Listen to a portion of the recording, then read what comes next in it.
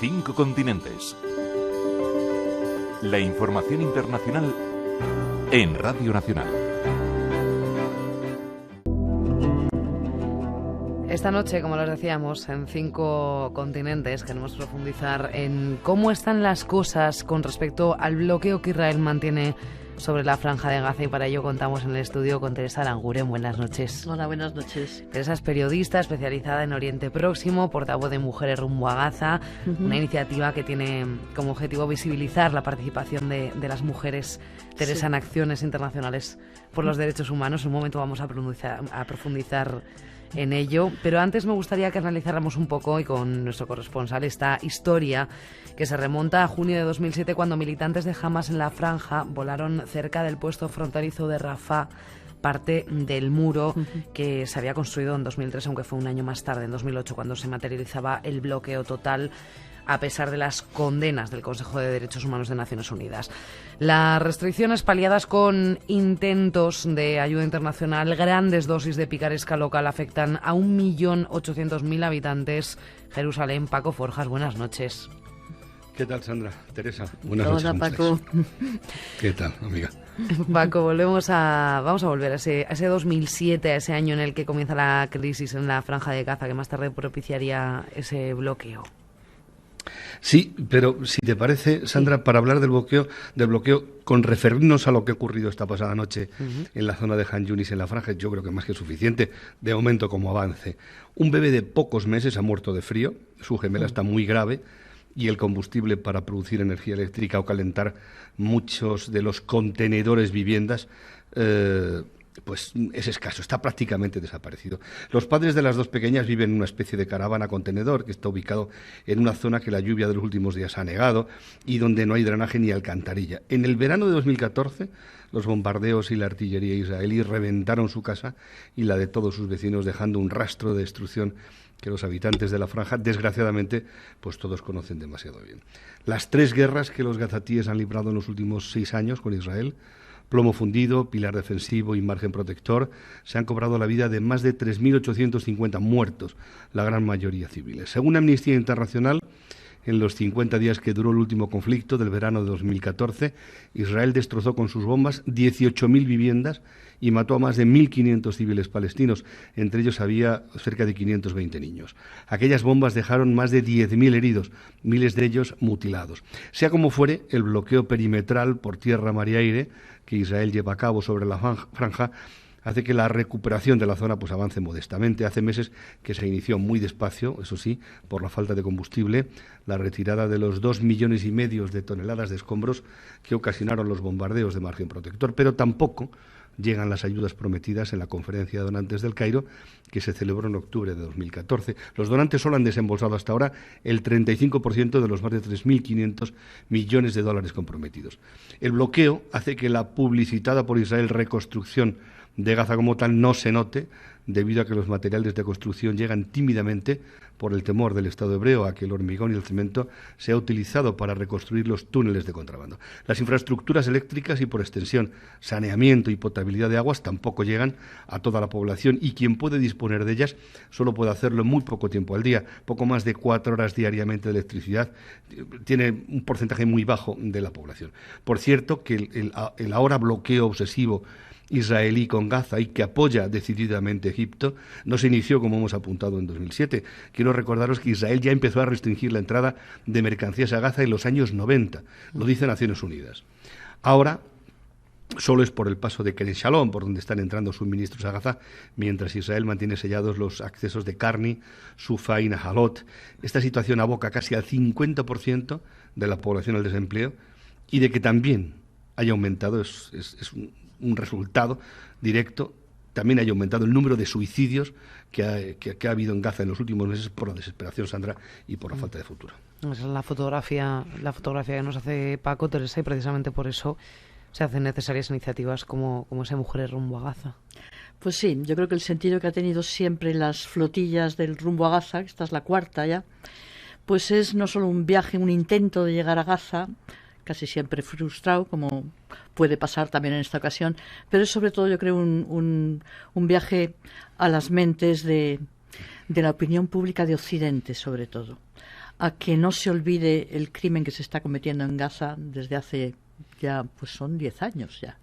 Se entra en el 10º año del bloqueo, y a la situación que también ha descrito Paco, de desesperación de gran parte de la población. Yo me acuerdo, a mí siempre me ha parecido escandalosamente cínica la frase del que era entonces asesor del primer ministro israelí, Ariel Sharon, era Deb Beiglas, un nombre un poco difícil de decir. Antes de empezar el bloqueo, él dijo, no, refiriéndose a la población de Gaza, no los vamos a matar de hambre, pero les vamos a someter a una dieta que los va a dejar muy delgaditos. Ese cinismo, esa arrogancia que implica esta frase, para mí es casi más cruel que si hubiera dicho los vamos a matar de hambre. Y es un poco lo que ha descrito nuestro corresponsal allí, Paco.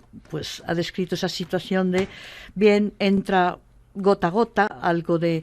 está la Agencia de Naciones Unidas para los Refugiados Palestinos, la UNRWA, que es un poco el salvavidas de la población de Gaza, pero los suministros que entran dependen de las decisiones del gobierno israelí, que muchas veces pues es, bueno, pues no se puede entrar mermelada porque la mermelada es un producto de lujo, según, o lo suficiente para, como dijo este político israelí, que no se mueran de hambre, pero que dependan toda su vida, su subsistencia, su salud, de lo que nosotros decidamos. Esa es la situación desde hace ya 10 años. Paco. Sí, yo Teresa, sé, y todos sabemos que eres una gran conocedora de la zona, has recorrido esto bastantes veces, y a mí me gustaría ahondar un poco más en el tema de la separación palestina. Preguntarte, ¿tú crees que Israel acertó al hacer la desconexión de la Franja de Gaza de Israel, lo que ha supuesto que la separación palestina, porque jamás gobierna en Gaza y Fatah en Ramallah, y son dos mundos absolutamente diferentes, y ese puede ser uno de los auténticos problemas por los que no se consiga de una vez por todas una unidad palestina que conlleve una separación, en este caso 2 estados, 2 países, etcétera.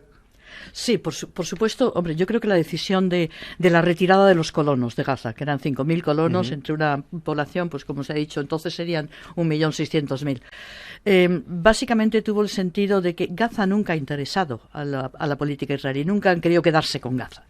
Y era insostenible, 5.000 colonos, por mucho que tengas la protección de todo el ejército, mantenerlos allí con una cierta eficacia. El objetivo ha sido siempre Cisjordania. Y de hecho, hubo declaraciones en aquella época en las que se decía esto abiertamente, porque muchas veces los políticos israelíes hablan muy abiertamente, algunos. Nos vamos de Gaza para asentarnos más en Cisjordania. Y lo que ha ido ocurriendo en estos años, como tú además comprobarás muy fácilmente porque tú estás allí y lo ves, es que en Cisjordania es donde se está incrementando la política de colonización de los territorios, haciendo sobre el terreno que resulte inviable la solución de los 2 estados, finalmente. Entonces, es verdad que la separación entre Gaza y Cisjordania, Hamás en Gaza, Fatah en Cisjordania, hace más difícil todo proceso de negociación, pero yo tengo la impresión, casi el convencimiento, de que hace mucho tiempo, yo creo que desde los gobiernos siguientes a Isaac Rabin, es decir, después del asesinato de Isaac Rabin, al gobierno israelí no le ha interesado la negociación. Le interesa ganar tiempo. Y como todo puede pasar sin que pase nada, se puede hacer los bombardeos del verano del 2014 y no pasa nada, se puede mantener este bloqueo en estas condiciones durante 10 años y no pasa nada, se puede seguir construyendo, ampliando asentamientos en Cisjordania y no pasa nada, pues yo creo que eso no... en las perspectivas de futuro inmediato para el actual gobierno israelí, pues ganamos tiempo y ampliamos la colonización de Cisjordania. Gaza no nos importa. Esa es mi perspectiva. Déjame añadir tus palabras, o como llevamos más de 230 muertos desde octubre y no pasa nada. Exactamente, eso es. Hablaba Teresa de esas operaciones militares de 2008, de 2012, y sobre todo la de 2014, que dejaba 2.000 muertos, 500 heridos. La comunidad internacional se comprometió a reconstruir la zona. ¿Es suficiente el papel que está haciendo la comunidad internacional? No, es clarísimamente no solo insuficiente, muchas veces es cómplice. Este compromiso, que ahora no se ha incumplido, pero también se incumplió antes en la operación Plomo Fundido, eso, en parte es porque las autoridades israelíes ponen grandes dificultades, lo ha explicado también Paco hace un momento, a la entrada de material de construcción, con, se puede decir, el temor, yo diría más bien la excusa, de que eso puede ser utilizado para otros fines, por ejemplo los túneles, ¿no? De hecho, la comunidad internacional lo que no ha hecho nunca es forzar a Israel a cumplir la legalidad internacional. La gran culpa, yo creo, de la comunidad internacional. A veces decimos comunidad internacional y es un eufemismo para decir Estados Unidos y Unión Europea. Lo que nunca ha tomado es una medida decidida. Ha podido hacer cuando más alguna declaración que rara vez pasan del lamentamos. Pero tomar una medida medianamente efectiva, yo solo recuerdo una. Y fue cuando se iba a celebrar la Conferencia de Paz de Madrid, año 91. El gobierno israelí era gobierno del Likud, era Isaac Shamir el primer ministro, y en un primer momento dijeron que no, que el gobierno israelí no venía a Madrid. Y se negaron. Claro, la conferencia estaba patrocinada por Estados Unidos y Rusia, pero básicamente por Estados Unidos. Y el que entonces era secretario de Estado, James Baker, sencillamente hizo una llamada de teléfono a Tel Aviv o a Jerusalén, no sé de dónde la hizo, y habló con el primer ministro israelí y le dijo, si no venís a Madrid, olvidaros de los créditos para la ampliación de viviendas, que me parece que eran de 10.000 millones de dólares. Y el gobierno israelí vino a Madrid. Es la única vez que, más allá de una palabra un poco crítica, se ha tomado una medida. Y creo que ese camino no es el camino que no se ha explorado y es el único camino para abrir vías de solución. Incluso hay algunos israelíes, los israelíes más activos en la defensa de los derechos palestinos y también en la denuncia de la deriva ultraderechista que tiene su gobierno, piden eso. Es que necesitamos que desde fuera se le lance el mensaje a nuestros gobiernos y a nuestra sociedad de que por ese camino se tiene consecuencias. Por ejemplo, que se pudieran poner en riesgo los acuerdos preferenciales de comercio con Israel, en la Unión Europea con Israel. Pero nada de eso ha ocurrido. Por lo tanto, ¿por qué va a cambiar la política israelí? Sí, Teresa. Entonces, ante esta flagrante cobardía diplomática internacional, ¿tú crees que el boicot puede ser la solución? No lo sé, yo creo que la solución no es tan fácil. En teoría debería ser, podría ser, pero el boicot que funcionó, como todos sabemos, en Sudáfrica, de una manera tan clara, en el caso israelí es mucho más difícil, porque tenemos la mala conciencia de Occidente, el miedo, tantas voces que se cierran, porque hay miedo a la acusación de antisemita, hay que decirlo así, sencillamente, y es una estrategia de comunicación que se usa para callar voces. Y en Europa la sensibilidad hacia todo el tema de Israel es muy distinta a la sensibilidad que había con respecto a Sudáfrica. Entonces, yo creo que es bueno un factor más, pero no es la solución. Ojalá la fuese. La solución para mí está básicamente en aquellos que tienen fuerza para imponer la solución. Y la solución para mí debe ser impuesta. Impuesta desde fuera. Fíjate, sí. Pero fíjate que Estados Unidos, acuérdate de la conferencia en Egipto de Obama, nada más llegar a la Casa Blanca, se atisbaba una posibilidad o un avance en una negociación para intentar por lo menos paliar un poco o ayudar a que mejorar la vida de los palestinos, y todo eso se ha quedado en agua de borrajas. Es decir, no ha resultado nada. Marchóse de Egipto y nunca más se supo. Sí, es cierto, y tristemente es así. Es muy difícil, todos sabemos que es muy difícil para un presidente estadounidense mantener una posición crítica a Israel. Entre otras cosas porque tienen los medios de comunicación que se le echarían encima. No es tanto un problema, yo creo, de opinión pública, de medios de comunicación que no aceptarían eso. Medios de comunicación estadounidenses, digo. Y las cosas son así. Yo la verdad es que si se me pregunta por dónde está la solución, pues creo que no hay una única solución. Y que está muy lejos todavía. No hay razones para el optimismo en este momento, sobre todo viendo cómo está toda la zona del Oriente Próximo. Ya no es simplemente lo que ocurre en Palestina, que lleva ocurriendo décadas, es este grado de catástrofe y destrucción que hay en toda la zona, lo cual lleva el drama de Palestina o la injusticia de Palestina a un segundo plano. Y no son condiciones muy favorables para que ahora se avance en una solución, es verdad. Me gustaría que nos hablaras de Mujeres rumbo a Gaza. ¿Por qué el elemento diferenciador de Mujeres rumbo a Gaza? ¿En qué va a ser diferente este viaje de las otras flotillas anteriores?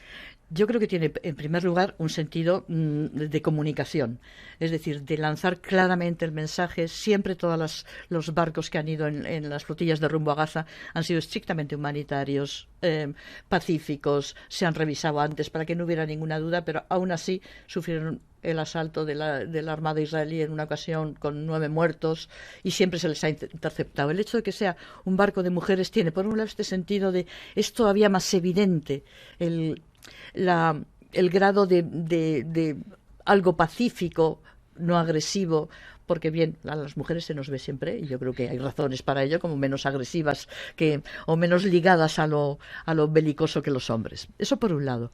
Pero yo creo que sobre todo el sentido más profundo que tiene no son las mujeres del barco, son las mujeres de Gaza lo que se quiere resaltar.